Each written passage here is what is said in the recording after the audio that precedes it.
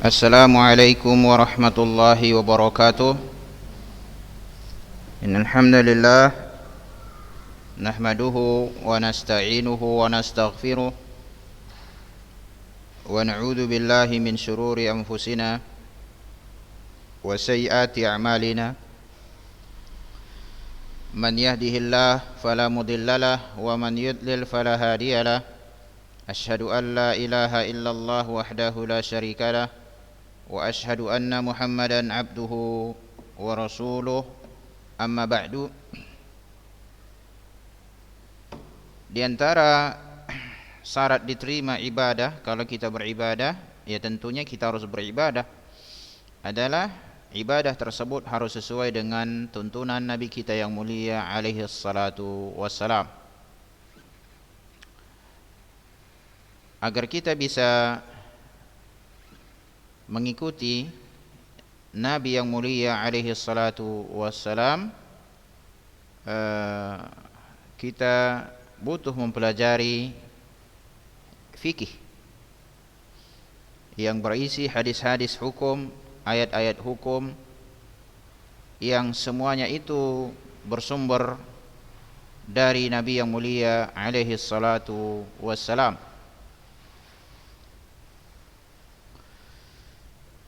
Oleh karena itu, kita terus memberikan motivasi kepada antunna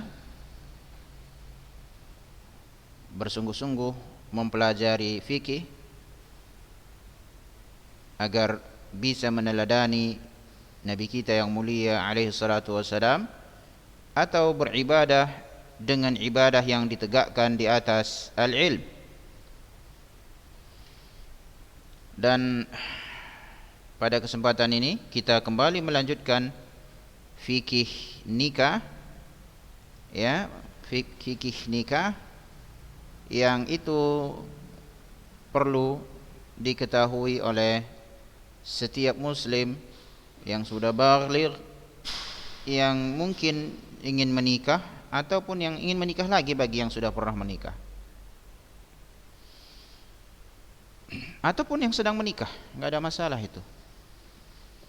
Ya, perkara yang halal tidak boleh kita haramkan, karena nanti hukumannya sangat mengerikan di hari yang tidak bermanfaat harta dan anak keturunan.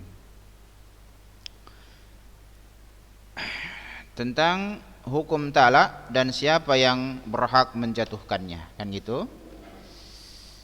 Ya. Siapakah yang berhak menjatuhkan talak?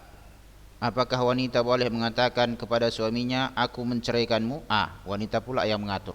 Mentang-mentang dia direktur di sebuah universitas, atau direktur di sebuah perusahaan, atau dialah direkturnya di toko lontong, dia jualan lontong segala macam, dia pimpinannya, ya, dialah direkturnya di situ. Kemudian dia merasa diri sudah hebat, lalu diceraikannya suaminya yang kedainya yang kerjanya hanya di rumah duduk-duduk, misalnya, sekedar contoh. Hukum asal talak adalah boleh. Hukum asal, ya. Kita bicara hukum asal nih, boleh. Mubah. Manakala ada hajat, keperluan, yaitu sini sudah diterjemahkan kebutuhan terhadap talak tersebut. Seperti apa? Buruknya perangai istri dan buruknya perlakuannya. Istrinya asal pulang suaminya udah di rumah orang, ngerumpi. Atau ya pergaulannya buruk, tutur kata buruk, kalau manggil berteriak-teriak, ya, dan lain sebagainya. Atau disuruh untuk mengamalkan Islam, dia tidak mau, alasannya HAM, hak asasi manusia. Ya, negeri kita ini bebas, enggak usah diikat-ikat, saya dari dulu sudah kayak gini kok, gitu. Paham, ya? Baik. Jadi ini boleh alasan seperti ini. Kemudian makruh bila tidak ada kebutuhan terhadapnya, bukan haram, ya, makruh, karena ia sama dengan mengakhiri pernikahan yang mengandung banyak kebaikan yang dianjurkan, berupa terjaganya kemuliaan suami dan istri, mencari anak keturunan dan sebagainya. Contohnya ini begini, suami ini adalah seorang penuntut ilmu, Kemudian dia tidak sanggup membawa misalnya istri ini bepergian untuk safar menuntut ilmu dengan waktu yang lama, 4 tahun 5 tahun misalnya. Lalu diberikan pilihan, kalau istri sabar maka lanjut, kalau tidak ditalak. Sabar maksudnya ya tunggu 4 tahun kan gitu, nanti saya pulang, pokoknya yang jelas bulanan saya kirimi deh kan gitu. Bagi wanita yang baik biasanya dia nggak mau itu. Kenapa? Istri itu butuh dia, kebutuhan batin juga butuh. 3 bulan, sebagian dijelaskan oleh sebagian sahabiat itu 3 bulan itu wanita tak kuat ya, bagi yang sudah menikah ya. Ya, bukan wanita yang belum menikah, beda wanita yang belum menikah dengan sudah menikah, karena kan berhubungan itu kan bagi wanita yang sudah menikah dia dah tahu kan gitu. Jadi selama 3 bulan dia tidak mendapatkannya, maka dia itu sebetulnya ada perasaan yang tak nyaman. Beda dengan yang belum menikah, dia kan belum ngerti yang seperti, belum tahu lah istilahnya ya. Taib. Nah ini boleh berpisah dengan alasan apa? Artinya tapi makruh ya, karena seharusnya pernikahan itu kan banyak kebaikan di dalamnya ya. Bagi wanita sendiri pun sih, laki-laki sendiri banyak sekali kebaikannya. Laki-laki ini nggak pandai menjaga keuangan gitu ya, meskipun ada juga yang pandai menjaga keuangan, tapi umumnya seperti itu, dia boros ya, beli ini beli itu tanpa perencanaan. Ada nanti wanita itu ya kan, masih mampu dia menyimpan itu, menyisihkan sebagian uang belanja tanpa mengurangi menu gitu. Itu keahlian wanita. Meskipun nggak semua ya, nggak semua juga kan gitu.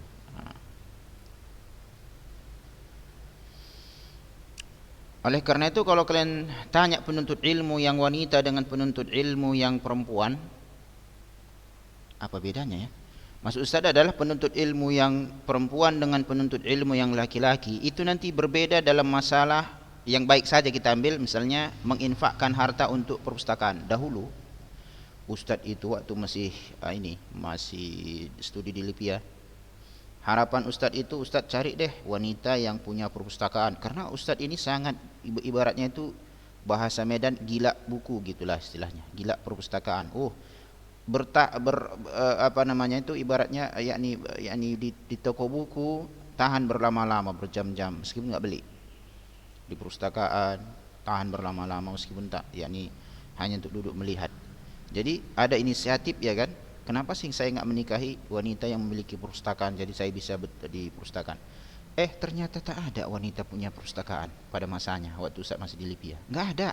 Yang ada mereka itu punya mukoror doang. Kalau mukoror saya pun punya, sama-sama belajar di Lipia kan gitu kan.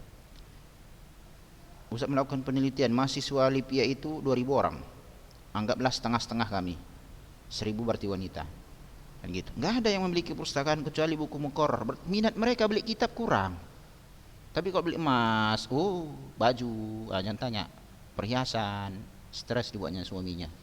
Sekedar contoh. Boleh sih boleh kan gitu ya, tapi jangan keterlaluan ya. Maksud Ustaz ini adalah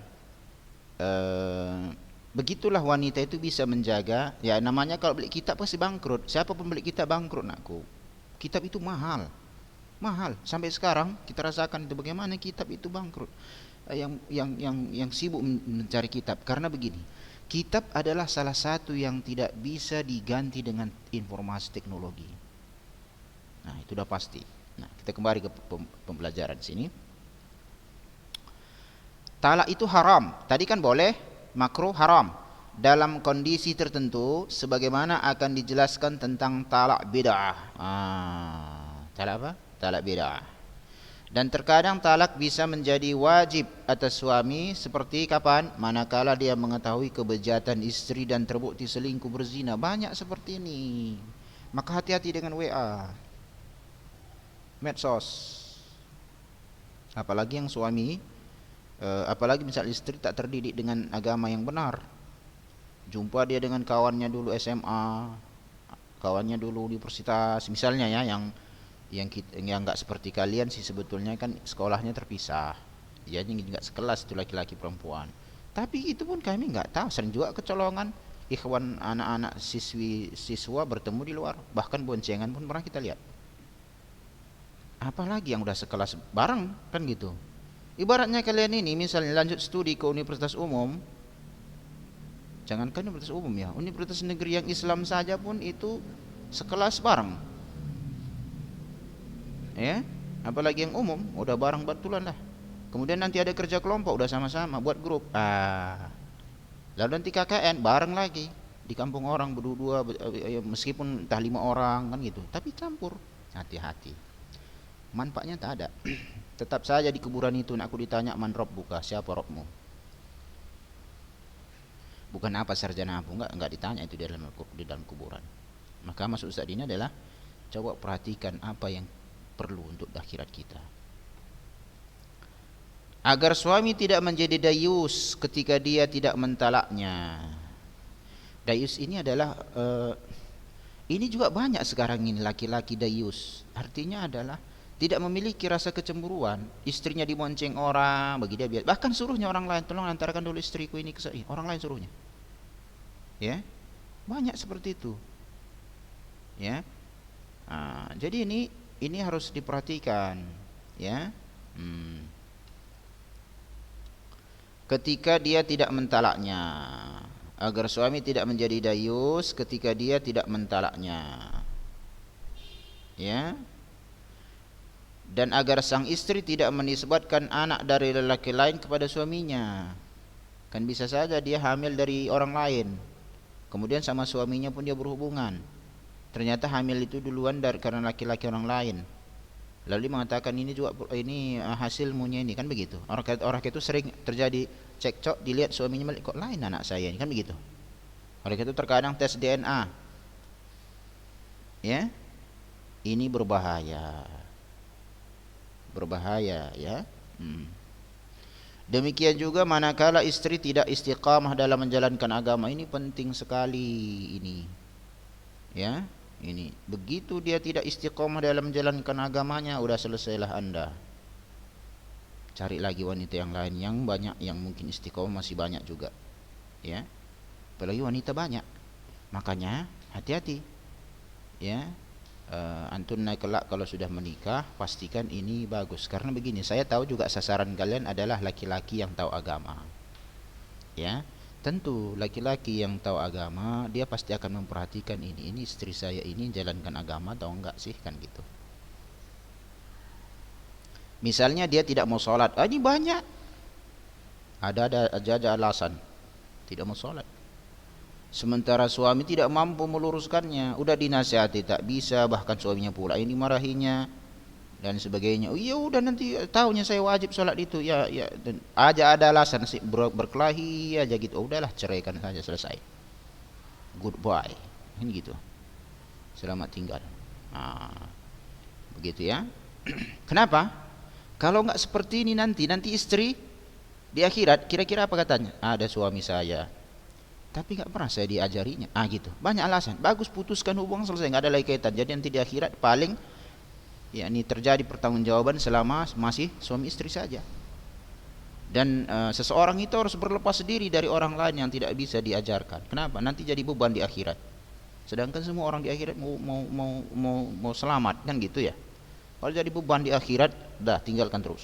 Gitu. Jangan banyak pemikiran nanti begini nanti begitu. Akhirat lebih dipikirkan dari urusan dunia ini.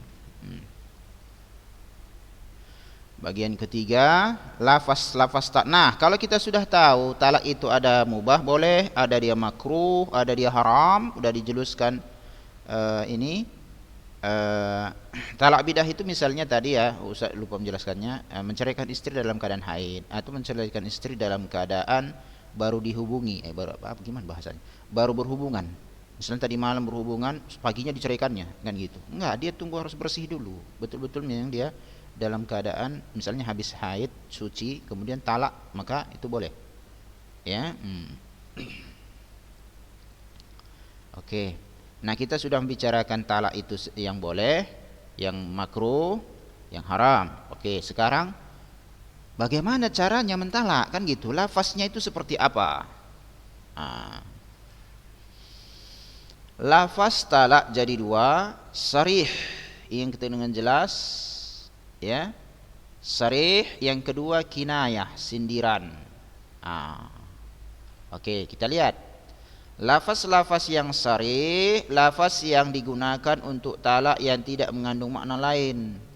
Kata talak, yaitu kata talak dan kata yang digubah darinya berupa kata kerja lampau, fi'il madhi ya, past tense. Aku telah mentalakmu, atau kata benda subjek isim fa'il, aku pentalakmu. Aku pentalaknya, ana talikuki. Talik fa'il, gitu ya. Au tolak tuki, ini dalam masa kerja lampau tadi past tense-nya, tolak tuki. Kalau dia sebagai subjek, ya kan, ana talikuki gitu ya. Atau kata benda, ini sebetulnya bahasa Arab kan gitu. Kalau bahasa Indonesia begini, aku pentalakmu gitu.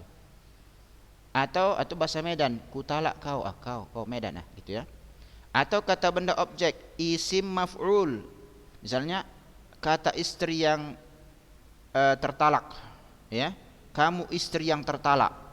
Kan di sini enggak disebutkan siapa pelakunya, tapi ini isim maf'ul, istri yang tertalak. Anti mutallaqah gitu bahasa Arabnya.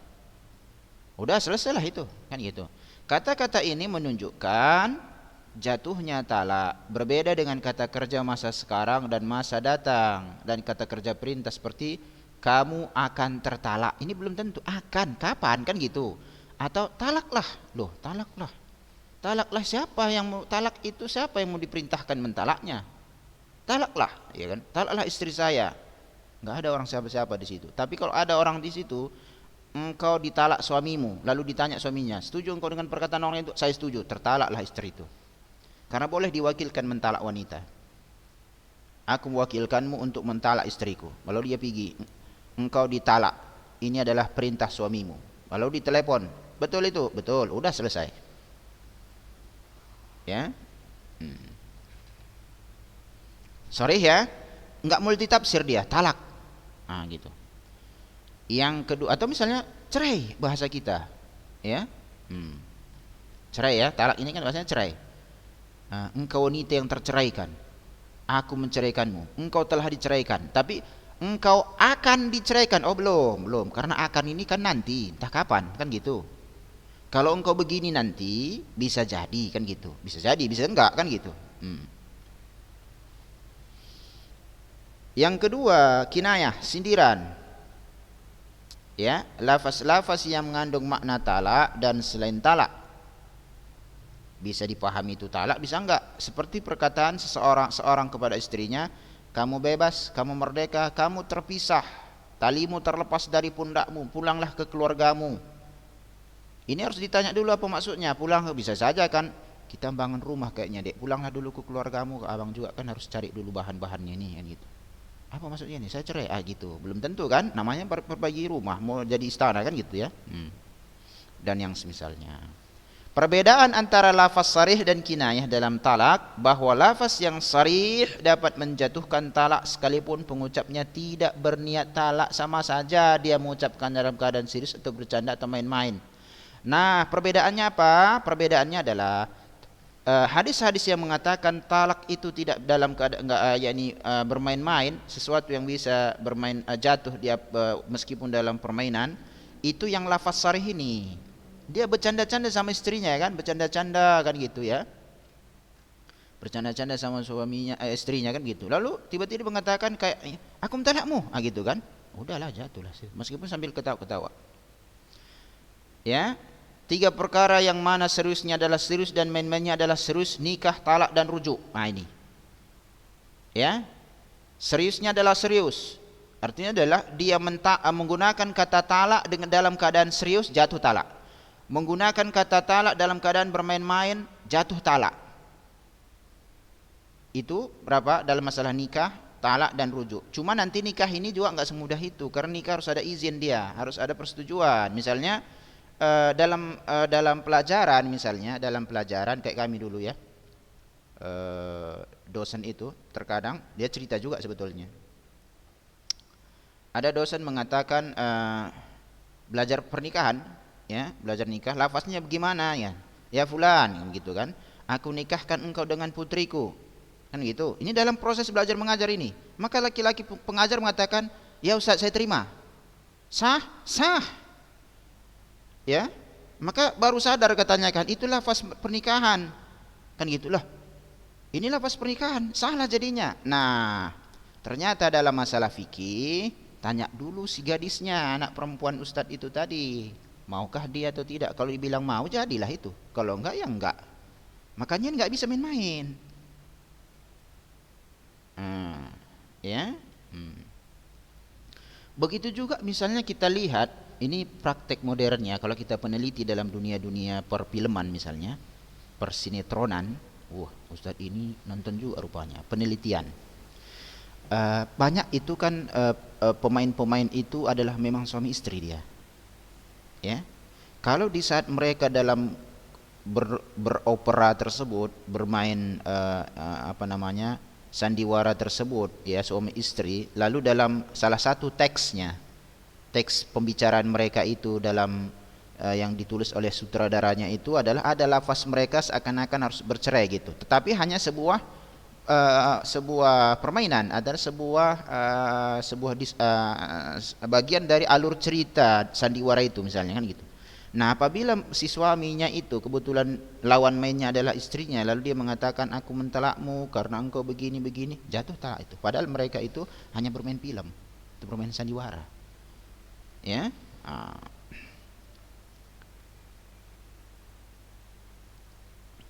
Paham ya? Begitu juga rujuk. Rujuk pun begitu, main-main saja pun udah rujuk aja lah, dah jadilah itu.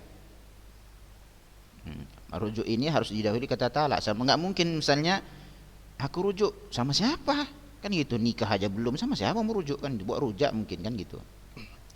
Sedangkan lafaz kinayah tidak menjatuhkan talak kecuali bila niat. Nah, di sini yang ditanyakan itu nanya niat dulu, ya, niat. Contoh begini, kasus yang menimpa sahabat, 3 orang sahabat yang tertinggal dalam perang Tabuk.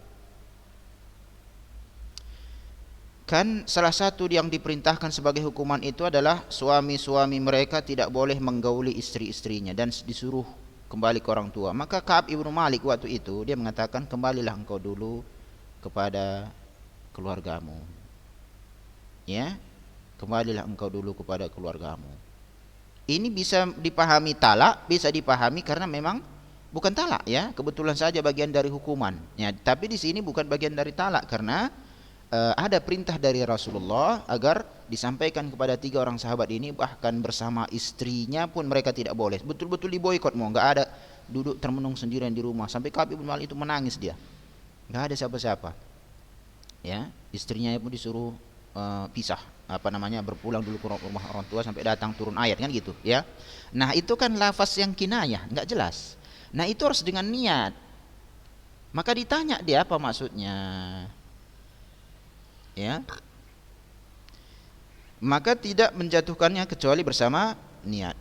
Tetapi apabila ada indikasi qarina yang menunjukkan bahwa pengucapannya meniat, maka kata-katanya tidak dipercaya, ya.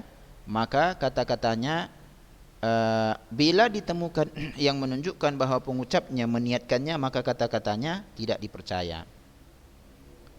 Maksudnya adalah tidak dipercaya di sini adalah bukan makna yang bermakna, bukan makna talak, tetapi dibawakan kepada makna talak. Kenapa? Ada indikasi qarinah, ya, bahwa dia mengucapkannya dengan niat. Berarti dibawa kepada satu makna saja. Paham ya? Jadi kesimpulan di sini talibat, kalau misalnya di kemudian hari, misalnya kalau menikah ini kan cerita, bisa jadikan enggak. Talak niat ini ada 2. Lafaz talaknya 2. Pertama jelas. Kalau jelas ini, ya, memakai kata talak, bahasa kita cerai. Aku ceraikan kau, udah jatuh itu. Ya. Aku ceraikan kau, ceraikan sekaligus, jatuh 1 juga memang. Bukan langsung 3 ya. 1 gitu. 1, kemudian rujuk dia. Besok aku ceraikan kau, katanya lain, udah jatuh 2. Ya kan? Yang terakhirnya aku ceraikan 3 kan. Nah, bagaimana ini kasusnya mereka tidak tahu sedangkan mereka terus bersama, mereka jatuh dalam perzinaan. Bahaya kan? Bahaya. Kan gitu. ya. Makanya jangan darting langsung, darting. Itu perlunya saya bilang itu sering cari suami itu yang ngerti ilmu. Kalaupun nggak ngerti, mana tahu kan namanya manusia ini nggak kuat, dia nggak jatuh miskin, nggak hidupnya sederhana, nggak kuat manusia. Padahal nanti ya ini ya, mayoritas ini yang pertama sekali masuk surga itu adalah orang-orang miskin kan gitu ya, dari kalangan sahabat. Seandainya lah kalian nggak kuat dengan ekonomi sederhana, nggak mesti juga sih menikah dengan orang sederhana atau sederhana terus, belum, nggak itu nggak jadi jaminan rezeki dari Allah.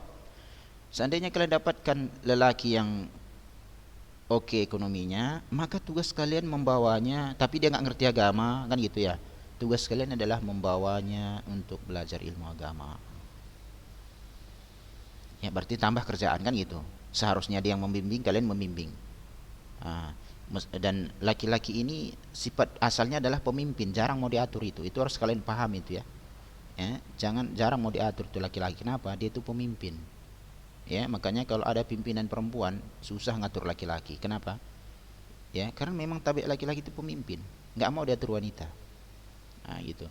Makanya yang paling mudah itu sebetulnya adalah mencari suami yang memang sudah ngerti agama, atau dia orang terpelajar dalam masalah bidang agama, atau memang mereka itu orang-orang yang sering ngaji ya dan lain sebagainya ya.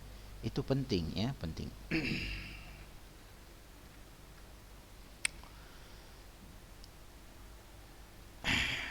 Itu tentang lafaz talak. Kemudian talak sunnah dan hukumnya. Apa yang dimaksud dengan talak sunnah? Yang dimaksud talak sunnah,